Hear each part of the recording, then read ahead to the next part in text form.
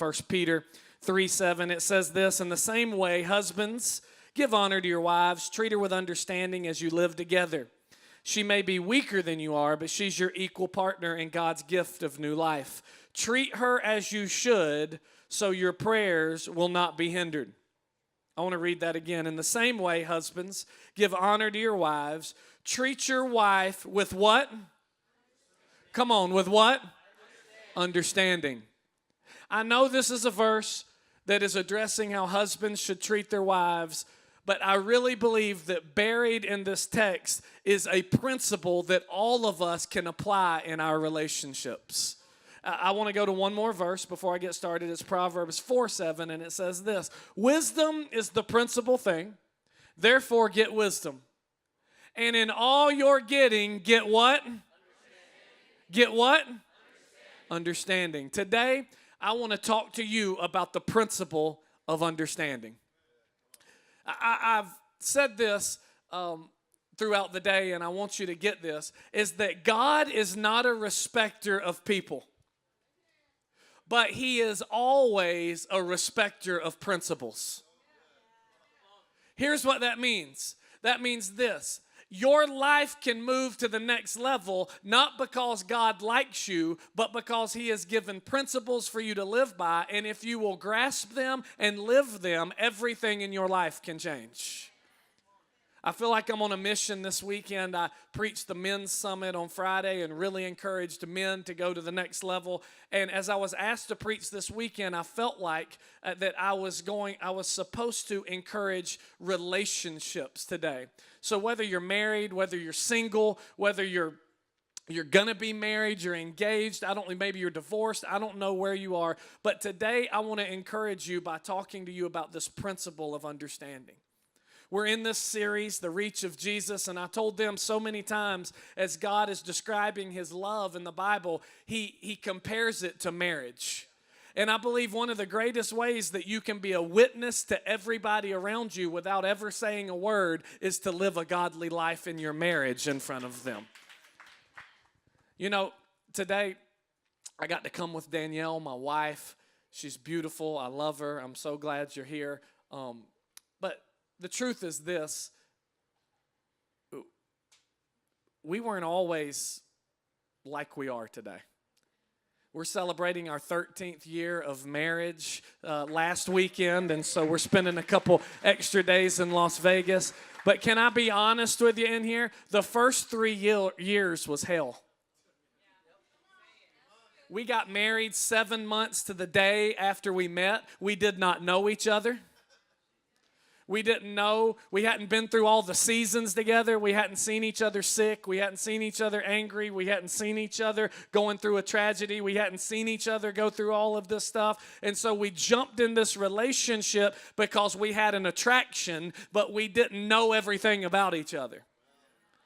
And the first 3 years of our marriage was a living hell. When I tell you that, I mean it. I'm talking about fighting. I'm talking about punching holes in walls. I'm talking about punching each other. I mean, she literally did like the Superman flying punch and punched me one time, hard as she could, after she called me every cuss word in the book. Okay, like that's what we were, that we struggled that way, walking out on each other, threatening each other, saying that we didn't want to be with each other. Our motto, like when we fought, we were going to cut deep, cut hard, cut fast, and see who could win the fight the quickest. Can I be real? If I keep it real, I would tell you that we're still overcoming at year 13 some things we said to each other at year 3.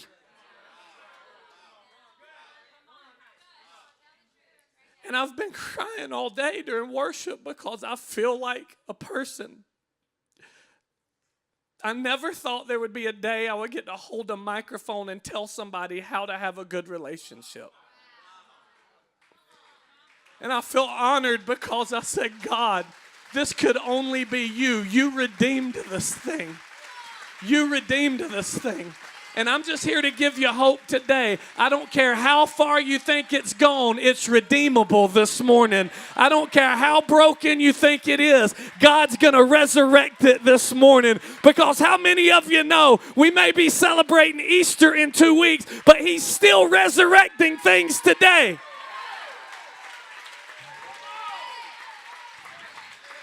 And I believe He's going to resurrect some things on the inside of you. Because He did it in us, and He didn't do it because we became nicer and we became sweeter, and some of those things did happen. But He did it because we got a hold of a kingdom principle He showed me in the Word.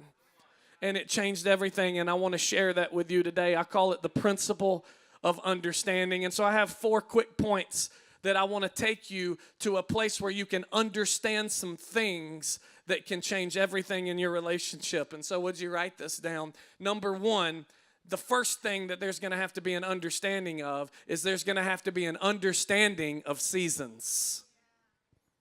I think one of the biggest fights we encounter in here, being human beings that are serving a heavenly being, is that we have a mix of 2 different worlds in our life. We are human, so we live on earth where everything runs by chronos or chronological time, right? What time is it? What time does church start? What time does church end? What time we going to lunch? What time you getting up? What time's the meeting? What time's the game? How long you been married? How old are you? We all talk about time. We live in time. We're all about time. The issue is that when we get saved and the Holy Spirit comes and lives in us, we are now an earthly being run by a heavenly system. And the heavenly system, the kingdom, does not run on chronos or chronological time. It runs on what the Bible describes as kairos or seasons. And the frustration comes when you begin to say stuff like this: I'm 35, I should be farther along than I am. We've been married 10 years, it should be different than it is. And the issue is that we're monitoring the success of something that is seasonal by something chronological. And there will always be a frustration there.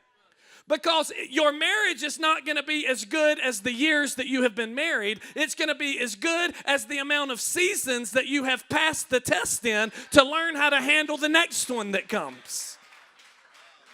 Because here's the thing about God. God's not concerned with time. He lives outside of it. He lives outside of time in eternity. He's not concerned with time. He's concerned with your soul. He wants you to be blessed. He wants you to live a full life. He wants you to be prosperous. And He is willing to leave you in a season no matter how much time it takes, because His goal is not to promote you in a certain time, it's to promote you when you're prepared. Because He knows that when you go to the next season without being prepared, the weight of it is heavier than the one you were just in, and it will end up crushing you. So we have to understand that we are now kingdom beings that operate in seasons. That's why I say if you want something different, you got to do something different. Because it's that something different that'll bring you to the place of promotion in your season. Here's another thing about seasons. Seasons are like a merry-go-round. It's a cycle. And there's one exit point. And every time you go around, you will have a test that comes to give you an opportunity to get out of that season. If you miss the test, you will repeat the season.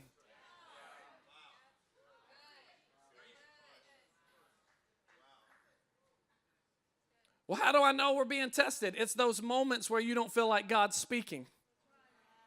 Because the teacher's not allowed to speak during a test. Because he's seeing if you have learned what he has taken you through in the previous time. So don't get upset when you think God's silent, because just because he's silent does not mean he's still.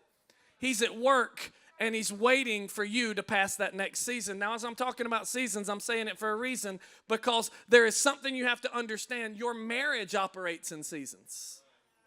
And there's a couple of things you need to know, and I want you to write these down. I want to stay on time. I want to do well. I want to get through these. Number one is this. You have to learn not to compare your season. Let me read you a verse really quick in Galatians 6, 4 and 5. Pay careful attention to your own work, for then you will get the satisfaction of a job well done, and you won't need to compare yourself to anyone else, for we are each responsible for our own conduct. I'm a shopper, y'all. Well, let me rephrase it. I've been saying that all day. I'm more of a buyer. Do y'all know what I'm talking about?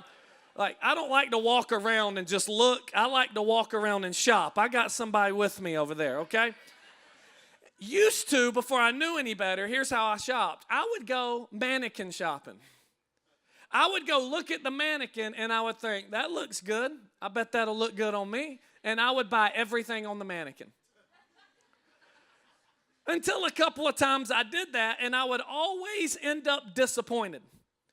Because when I put on the outfit that was on the mannequin and I stepped out to look in the mirror, it never looked as good on me as it did on the mannequin. And I never could figure it out until I got a job a couple of years later in a retail store, and I ended up dressing mannequins. And then I figured it out. Here's why it doesn't look like on me like it looks on the mannequin. Because it's fake. Because that shirt looks so good because they wadded the back of it up like this and they put a rubber band around it, and that's why it fits like it's tailor-made for the mannequin. And the jeans that look so good on the mannequin, we don't even sell that size. They make them specifically for the mannequin. And the shoes are made specifically for the mannequin. And now here I am, frustrated, beating myself up because I want to look like something that doesn't really exist. And what I learned is that a lot of times, if we don't understand seasons of our marriage, that we will not understand not to compare our seasons, and we will live our life miserable and disappointed and offended because our spouse will not be able to meet the expectations we have on them based on the Facebook of somebody else.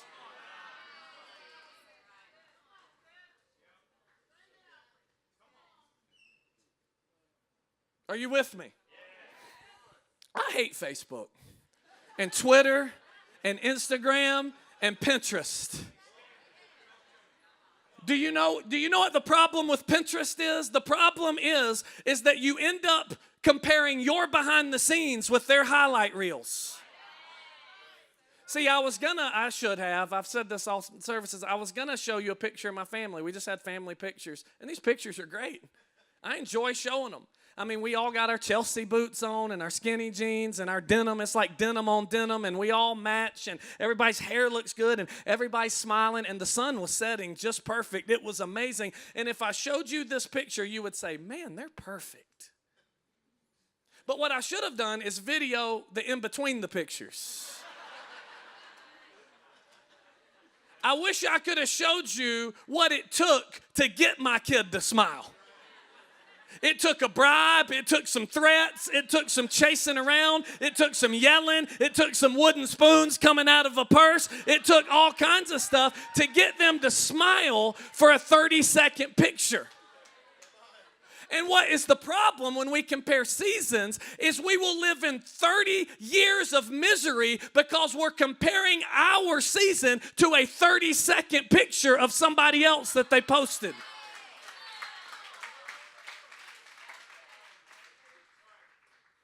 And we've got to learn that God's got me where I am in this season for a reason. So I'm not going to compare because I don't want anybody else's life. I want my life to be the best it's supposed to be.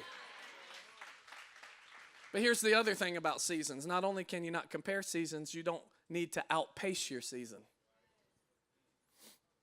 Let me just say it this way. Enjoy the journey. Because the destination is a mirage.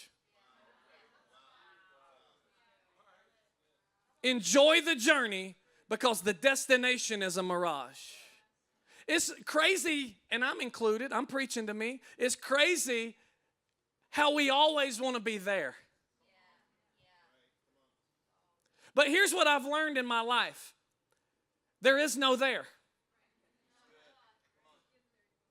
Because every single time you get there, it becomes here. And then there's a new there that you want. Well, I wish we had this. And then when you get it, you're going to wish you had something else. And what I've learned is that if we spend our entire life trying to outpace where we are for something that we want more, we will forever be empty on the inside because we're chasing something that we cannot catch. We're chasing things that we cannot catch. Because the destination is a mirage. It's about the journey. See, you ever heard the saying, the grass is greener on the other side? Well, can I tell you something? The grass is greener where you fertilize it. I know you're clapping, but you're only clapping because you don't know what fertilizer is. Do you know what fertilizer is? Pardon my language, but it's crap. It is.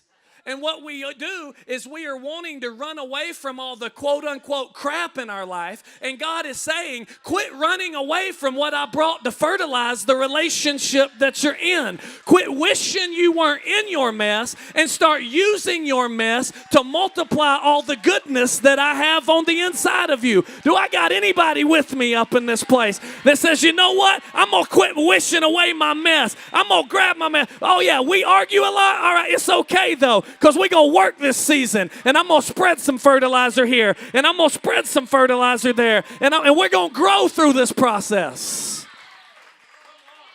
Don't outpace your season. You got to understand seasons. Everybody say seasons. Number two. Am I helping anybody? Number two, you have to realize there's an understanding of systems. I'm going to give you some scriptures just for sake of time. I want to encourage you, go home and read these together as a family and think through this. A little bit of homework, but you'll find it in 2 Samuel 6, verse 1 through 11. It's a story about King David. King David is a man who is just desperate for God's presence. He loves God's presence. And so in the Old Testament, in those days, the presence of God was housed in what we call the Ark of the Covenant. Basically, it was a box layered in gold, and that's where God's presence dwells. Now, I know if you're a new Christian, that may sound weird. You may not understand that, but it's not like that anymore. Jesus came. He died on the cross. The Bible says he split the veil that kept us away from him, and now, when you're saved, his presence dwells on the inside of you. Pastor Wendy said it earlier, the same Spirit that raised Christ from the dead lives on the inside of us, and how amazing is that? But in those days, the presence lived in this box. And wherever the presence was, the blessing was. And so David said, I want the presence in Jerusalem. And he went to get the presence, but there was a system to getting the presence. You couldn't just grab the box and take it back. It had to be on a certain cart, made out of a certain type of wood. It had to be, it had to have rings on it, made out of a certain type of metal. It had to be carried with poles made out of a certain type of wood. No human hands could touch it. It had to be carried by a certain animal that went through a certain amount of rituals. And then in that process, you could transport the presence of God where you would go. So David starts this process, and he's transferring it. And along the way, the Bible says that the oxen that was pulling the ark stumbled, stepped in a hole because they were on a rocky place, and stumbled. And when he did, one of the people there named Uzzah stuck his hand up to keep the ark from falling off. And when he did, he immediately died. And it freaked David out. And David said, I don't know if I want this coming to where we are. This is too much. And he said, take it to Gath. Take it to the house of Obed-Edom and let it reign and live in Gath for a while. He went to Jerusalem. They sent the presence of God to Gath. And the Bible says this, that as long as the ark was in Gath, that the presence and the blessing and the prosperity and the protection of the Lord reigned over that house. I want you to get this. David went home without the blessing because he chose, instead of fixing the system, to abandon the mission. And as I was reading this, I'm a young pastor. I've only been doing this for 4 years where I'm at, but I've seen over and over and over, statistically, they say 54% of marriages inside of the church now end in divorce. And here's why. It's because people have chosen that instead of fixing their systems, they'll just abandon the mission. And I just need to make a declaration to some people with some broken systems in the room. Can I tell you something? I don't care how bad you think it is right now, I need to tell you something. Your marriage is not broken. You need to hear me. Your marriage is not broken. It's your systems that are broken. Do not abandon your mission of marriage, because God has a blessing and a presence that he wants to bring to your house through it. He's looking at you and saying, buckle down and fix the systems. Money's a system. Sex is a system in marriage. Arguing is a system in marriage. All right, discussing. Danielle and I have had so many opportunities to abandon the mission, but God said, fix the system. We're complete opposites, y'all.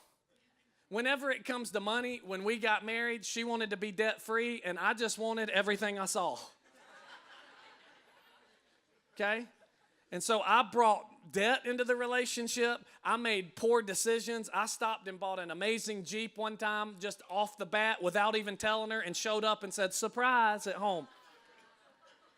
One of the worst decisions of my life. We spent 9 years getting out of it because I had to roll that negative equity into car after car until I could finally sell it. It was a horrible decision. So we made a decision after that we were going to be debt-free. We did the Dave Ramsey plan. We're going to do the envelope system. We're going to debt snowball this thing and pay off debts one at a time. But then even in that system, there was a frustration, because now I went from being able to pull over and buy Jeeps. Now I can't even buy a stick of gum. You know what I mean? But even in that, we didn't abandon the system. We fixed it. So we said, all right, $50 spending budget a month. And I was like, okay, that's good with me. I get a couple shirts, some jeans to save up 2 months and get a pair of Jordans, whatever it is. Like, I'm getting something and we're making progress. Listen, we could have abandoned the mission and that wouldn't have done anything. I would have just been in a complicated relationship with somebody else now.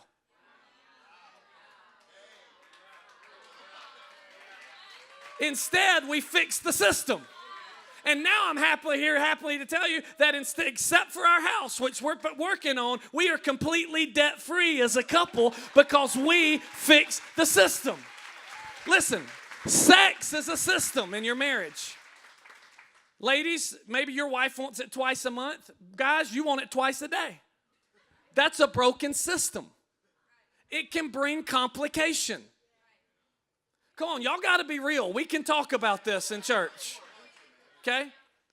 Here's the deal. Don't abandon the marriage because you think your neighbor and them do it every night and you're expecting that there, and now you have these false expectations because you're watching too many movies and all of this stuff is happening. Why don't you fix the system? What's a realistic system? You want it twice a month? I want it twice a day. Let's do twice a week. Listen, tell your wife, just like the Lord told us about money, test me and see. And then be so good twice a week that it turns into 3 times a week.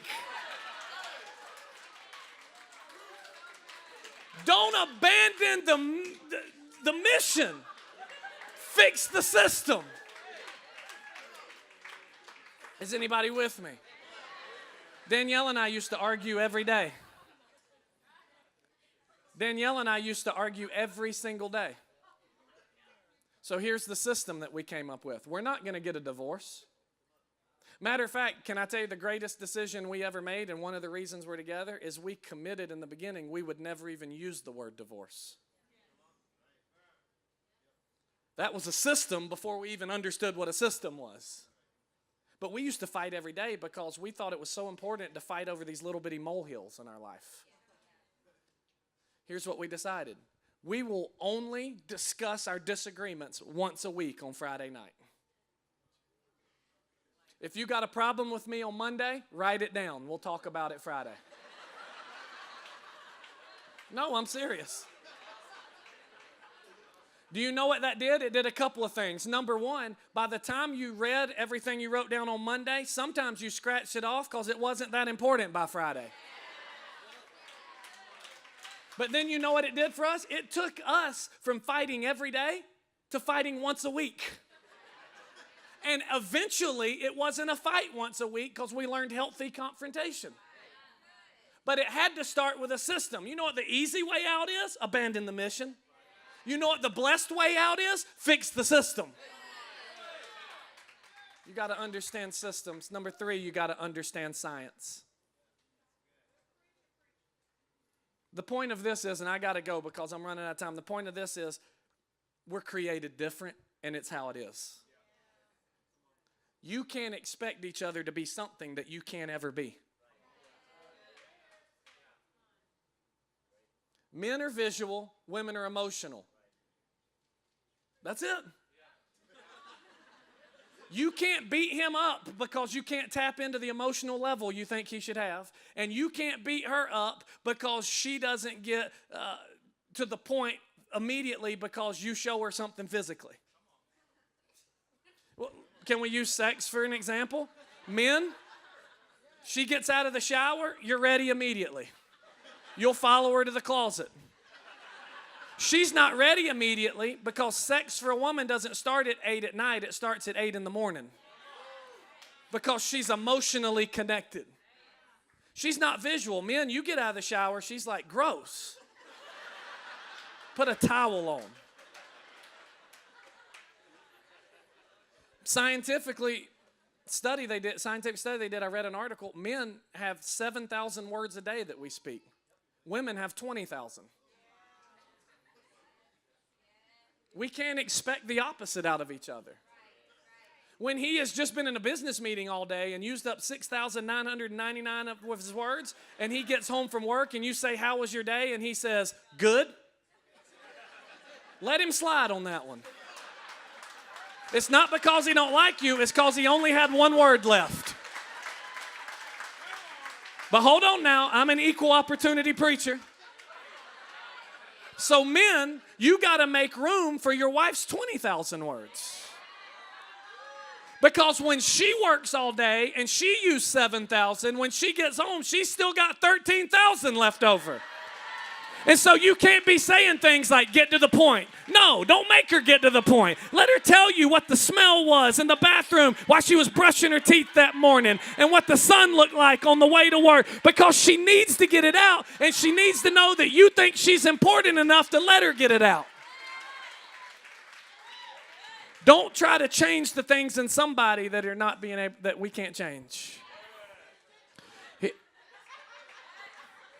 Listen.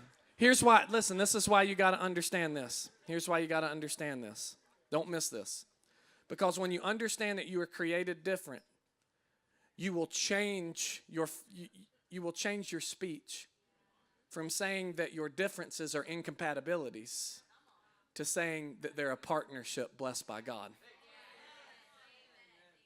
Because if you want a golfing buddy or if you want a shopping buddy, then go for a relationship. Relationships, you find somebody that's just like you, likes the same things as you, wants the same things as you.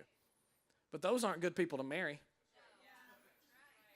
When you marry somebody, find somebody you want to be in partnership with.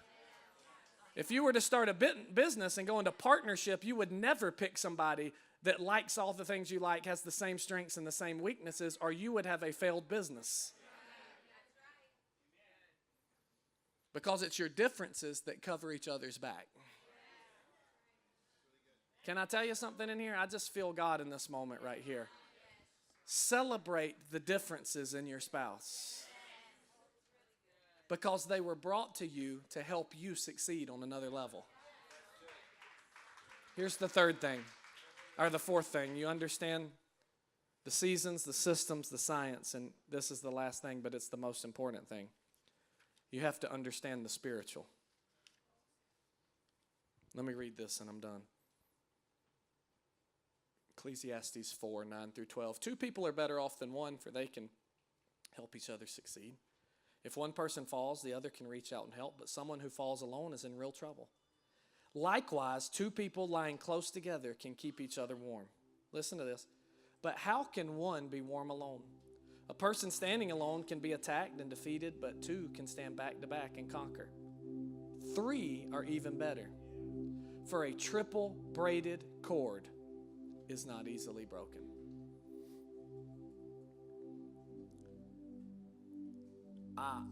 The only way that I know that my and Danielle's relationship is still intact and blessed greater than ever, the only way that that was able to happen is because of this one thing. No matter how messed up we were, no matter how broken we were, no matter how many times we failed, we had this understanding that God was somehow going to be the center of our marriage. And I know that sounds messed up, that I'm punching holes in the wall but wanting God to be the center of our marriage. But you know what? That's the great thing about God, is He takes you just as you are. He doesn't need you to be fixed before He takes you.